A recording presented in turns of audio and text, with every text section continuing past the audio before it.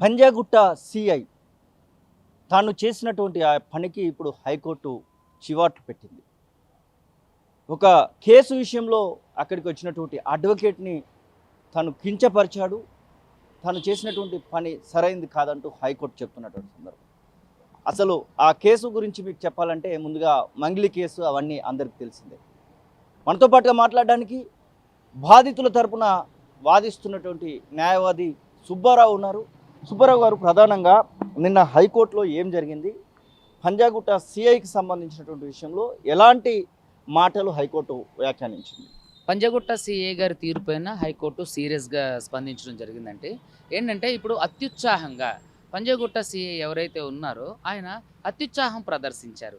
ఏదైతే సింగర్ మంగ్లీ కేసుకు సంబంధించినటువంటి ఆవిడ నా మీద ఆరోపణలు చేసిందో ఆ ఆరోపణల మీద నేను కంప్లైంట్ పెట్టడానికి, అదేవిధంగా బాధితులను కూడా బెదిరిస్తే బాధితుల తరపు నుంచి కూడా నేను కేసు పెట్టడానికి పంజాగుట్ట పోలీస్ స్టేషన్కి వెళ్ళే ముందు కూడా ఇన్ఫామ్ చేసినప్పుడు వాళ్ళు నేను వెళ్ళడానికంటే ముందుగానే రెడీగా బ్రీత్ అనలైజర్ పెట్టుకుని ఉన్నారు.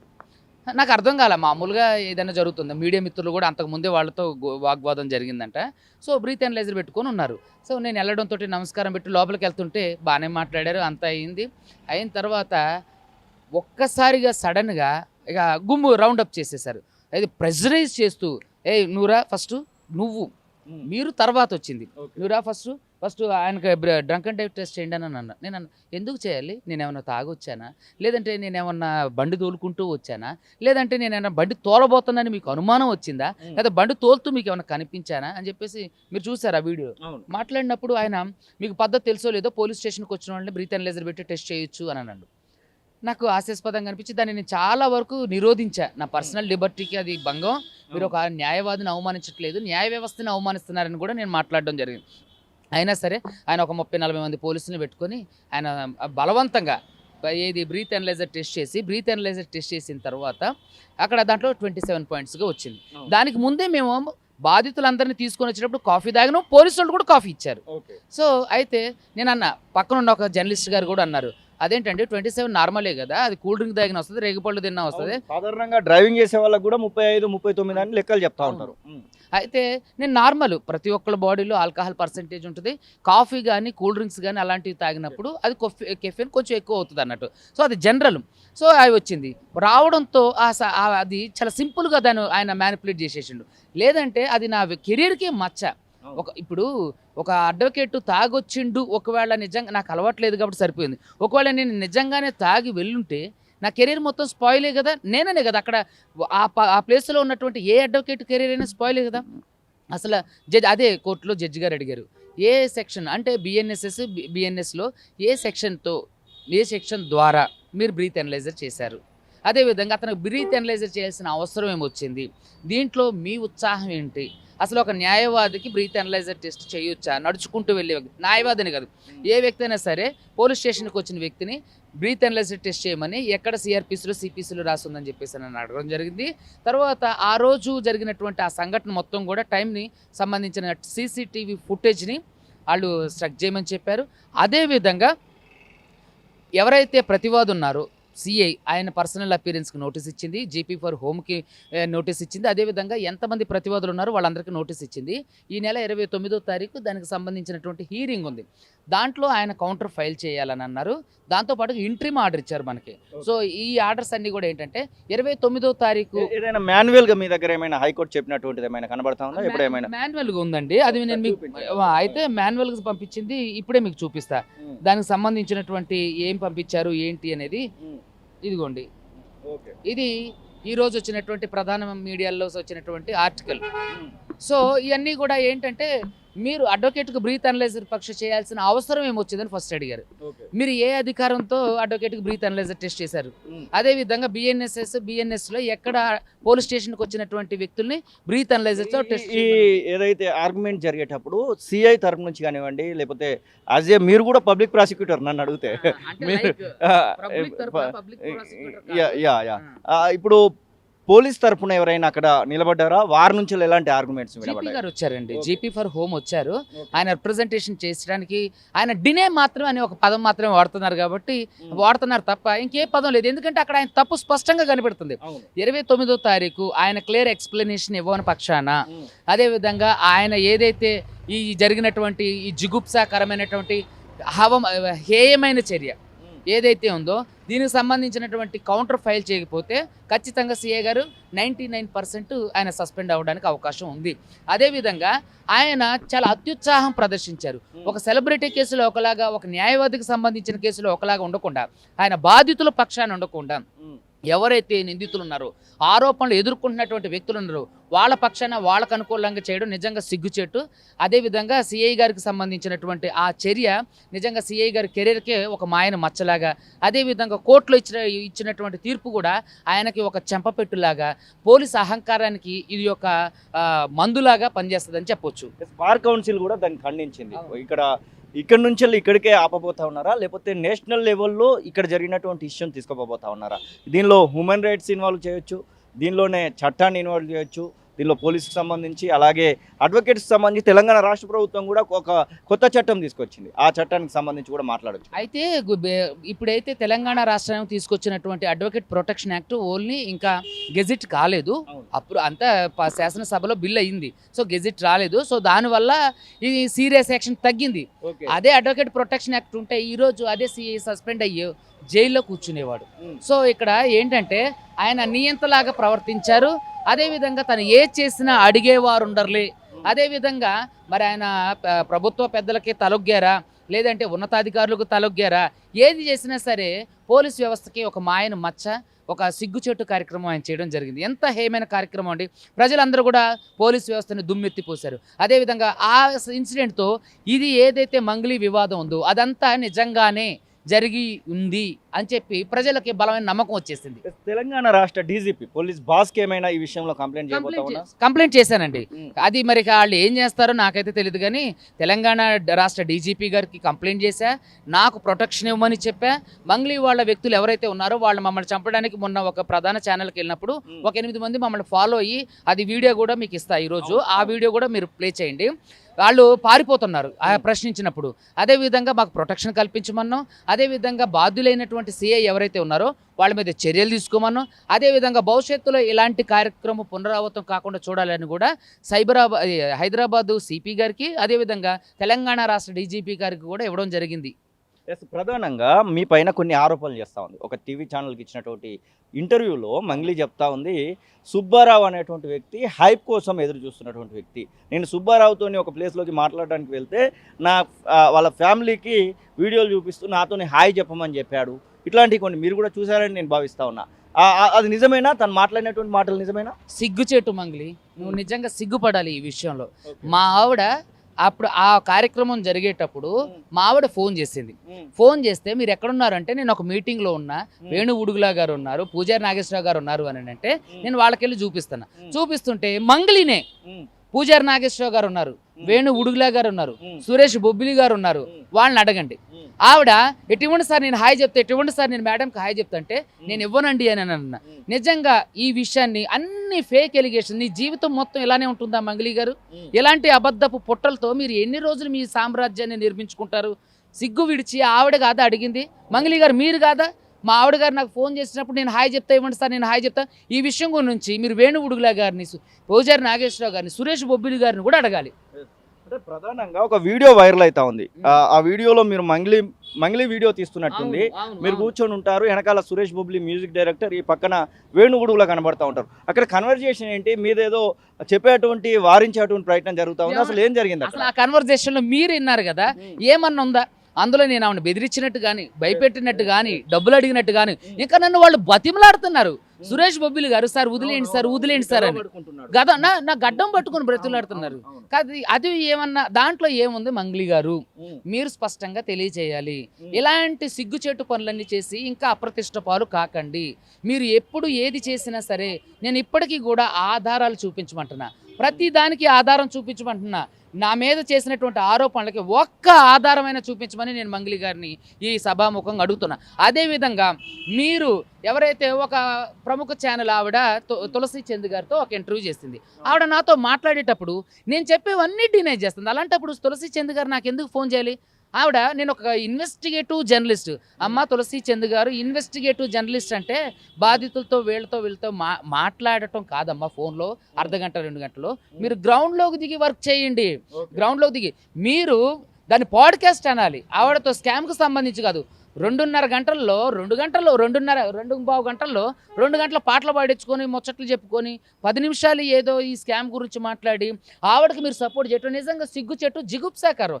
మీకు దమ్ము ఉంటే అదే బాధితులను తీసుకొని మీరు ఇంటర్వ్యూ చేయగలరా? మీరు బాధితులు అని చెప్తున్నటువంటి హేమకాంత్ రెడ్డి పైన వీళ్ళు ఆరోపణలు చేస్తూ ఉన్నారు. హేమకాంత్ రెడ్డి ఒక కేసులో ఇప్పుడు A2 గానో A3 గానో పటాన్చేరుకు సంబంధించినటువంటి విషయంలో కనబడతా ఉన్నారు. హేమకాంత్ రెడ్డిని ఇప్పుడు స్కిప్ చేశారు, సుబ్బారావు స్కిప్ చేశాడనేటువంటి వార్తలు కూడా వినబడుతున్నాయి. హేమకాంత్ రెడ్డి బాధితుడా నిందితుడా?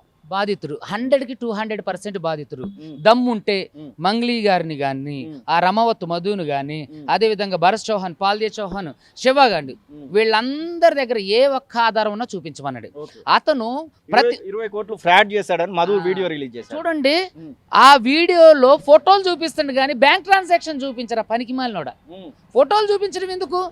నువ్వు బ్యాంక్ ట్రాన్సాక్షన్ చూపి. ఇప్పుడు హేమకాంత్ రెడ్డి బ్యాంక్ ట్రాన్సాక్షన్ చూపించిండు. డే 1 నుంచి కూడా మీడియాలో పాల్గొంటుంటూ నేను ఇలా జరిగింది అలా జరిగింది అని చెప్పుకుంటూ వస్తున్నాను. ఈరోజు ఇంత ఒత్తిడి తీసుకొచ్చాక మంగ్లీ స్క్రిప్టెడ్గా ఆయన తీసుకొచ్చి ఒక రూమ్లో కూర్చోబెట్టి వీడియో రిలీజ్ చేపించి ఒక ఛానల్కే గుట్టుగా ఇంటర్వ్యూ పిలిచాల్సిన అవసరం ఉంది. ప్రధాన మీడియా ముందుకు రమ్మనండి. ఒకవేళ ఇందులో మంగ్లీకి వాళ్ళు ఇంటర్వ్యూ ఇచ్చింది తెలియదు అనుకోండి, ఈ దొంగలకైనా సరే ప్రధాన మీడియాల ముందుకు రావాలి కదా. అన్ని ఛానళ్ళ ముందుకి ప్రెస్ కాల్, ఇప్పుడు నేను ఎలా అయితే ప్రెస్ మీట్ పెట్టాను అలా ప్రెస్ మీట్ పెట్టి మాట్లాడమనంటే వాళ్ళకి నిజంగా దమ్ము ఉంటే వాళ్ళకి నిజంగా దమ్ము ఉంటే ఎదురుగా రమ్మనండి, బాధితులు ఎదురుగా రమ్మండి. నేను అందరినీ గ్యాదర్ చేస్తా. మంగ్లీ గారికి సవాలు విసురుతున్నా, ఒక్క ఆధారం నా మీద నిరూపించండి. ఇంకొక విషయం కూడా చెప్తున్నా, మంగ్లీ గారికి దమ్ముంటే వీళ్ళందరినీ కూడా బహిరంగ చర్చకు రమ్మనండి.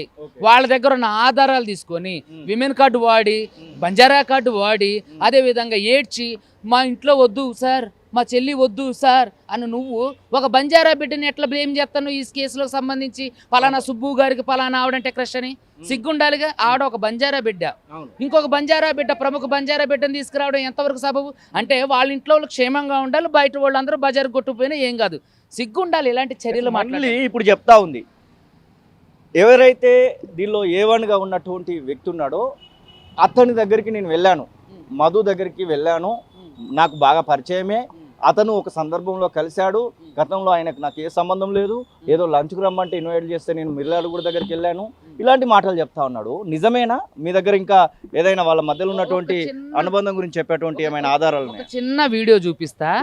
అతను కేవలం వీళ్ళకి ఎటువంటి అనుబంధం లేకపోతే నేను ఇప్పుడు మీకు ఒక వీడియో చూపిస్తా. ఆ వీడియోకి మరి వీళ్ళకి ఏంటి సంబంధం అనేది నాకు చెప్పాలి. ఇప్పుడు పలానా రమావత్ మధు అనేటోడు వ్యక్తిగతంగా వీళ్ళకి తెలియకపోతే, వ్యక్తిగతంగా వీళ్ళకి పరిచయం లేకపోతే నేను ఫుల్ చెప్తున్నా. ఇది చూడండి,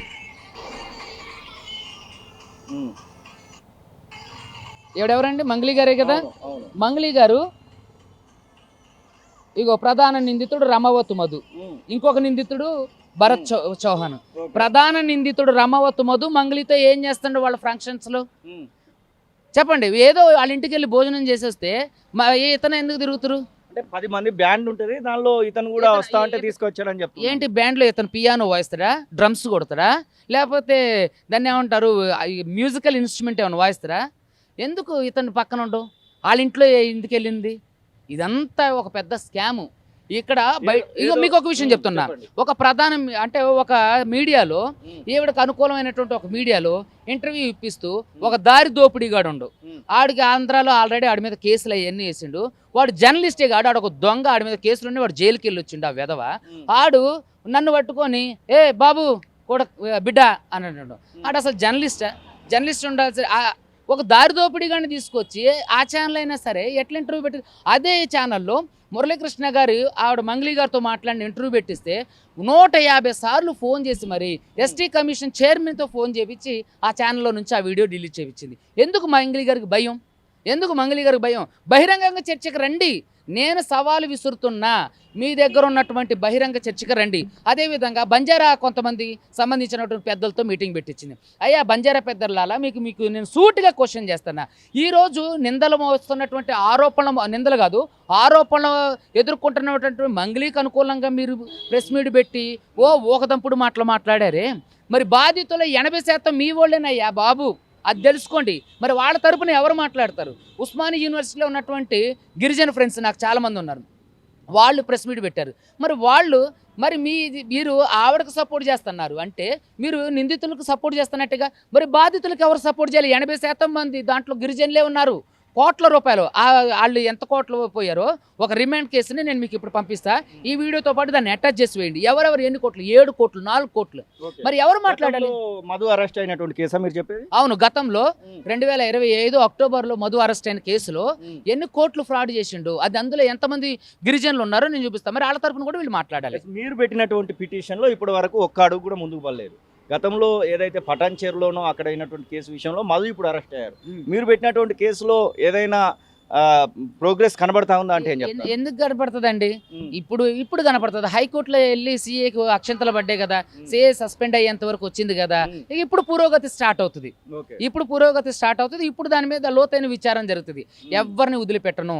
మంగళి కట్ట ఈ కేసులో ఓడిపోతే, నా మీద ఆరోపణ చేసిన కేసులో గట్లా ఓడిపోతే మంగళిని నేను అదే కోర్టు మెట్లు వారానికి ఒకసారి బడ్జెట్లో నుంచోబెడతా. ఎందుకంటే నా మీద ఆరోపణ చేసింది కదా, నిరూపించాలి.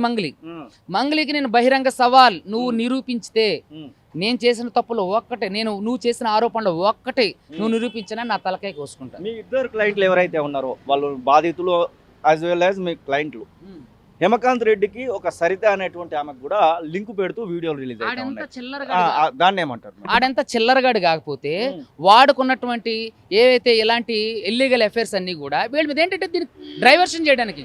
ఇప్పుడు అదే సరిత గారు కరీంనగర్లో వాడి మీద కేసు పెట్టింది, అది కూడా ఎఫ్ఐఆర్ స్టేజ్లో ఉంది. అది ఏంటంటే తప్పించడానికి, అంటే వీళ్ళు తప్పుకోవడానికి. మంగళి గారికి నిజంగా చిత్తశుద్ధి బుద్ధి ఉంటే నీ ఇంట్లో ఆడపిల్లల్ని తీసుకురావద్దని నువ్వు అన్నప్పుడు మరి ఏళ్ళింట్లో బయట వాళ్ళ ఇంట్లో ఆడపిల్లల్ని ఎట్లా తెర మీదకి తీసుకొస్తాడు? ఆ విషయం కూడా ఆడు మధుగాడు నిరూపించాలి. లేని పక్కన ఆడు ఒక పెయిడ్ ఆర్టిస్ట్. అరే నువ్వు దొంగవరా, నువ్వు నిజంగా దొంగవు కాబట్టి రూమ్లో దాక్కుని సెపరేట్గా ఒక వీడియో రిలీజ్ చేసినావు. నువ్వు నిజంగా దమ్మున్న మొగోడు అయితే ఒక అడ్వకేట్గా నేను ఈ మాట మాట్లాడకూడదు, కానీ ఈరోజు కోర్టు లేదు, నేను అడ్వకేట్ కాదు, ఒక సాధారణ పౌరుడిగా ఈ క్వశ్చన్ ఎత్తున్నా. నువ్వు దమ్ము ఉంటే నువ్వు బహిరంగ చర్చకు రారా బిడ్డ, చూసుకుందాం. నీకు సపోర్ట్ చేస్తున్నట్టు, మంగళికి సపోర్ట్ చేస్తున్నటువంటి ఒక దారి దోపిడీగాడు ఉండు. ఆంధ్రాలో అరెస్ట్ అయ్యి జర్నలిస్టే కాకోకుండా ఆడికి అసలు ఓయూతో సంబంధం లేదు. ఆ వెదవకి ఆడు నా గురించి ఇంటర్వ్యూలో ఫేక్ మాట్లాడే, నీకు కూడా సవాలు విసురుతుండ్రా. నీకు దమ్ము ఉంటే నువ్వు కూడా వాళ్ళతో పాటు ఆధారాలు తీసుకుంటారా? నిన్ను ఆడిని ముద్దులేదు లేదు, ఆడి మీద ఆల్రెడీ కేసు పెట్టా, అది ఎఫ్ఐఆర్ స్టేజ్లో ఉంది. ఎఫ్ఐఆర్ అయ్యాక చూపిస్తా వాడికి సినిమా. ఇక్కడ ఏంటంటే వీళ్ళందరూ కూడా వాళ్ళ స్థాయిలో దిగజారిపోతున్నారు. దిగజారిపోవటమే కాకుండా కొంతమందితో కలిపి మొత్తం వాళ్ళ కమ్యూనిటీని దిగజార్చుతున్నారు ఈ వెధవలు. అరే వీడు ఒకడు పెయిడ్ ఆర్టిస్ట్ గాడు వీడు.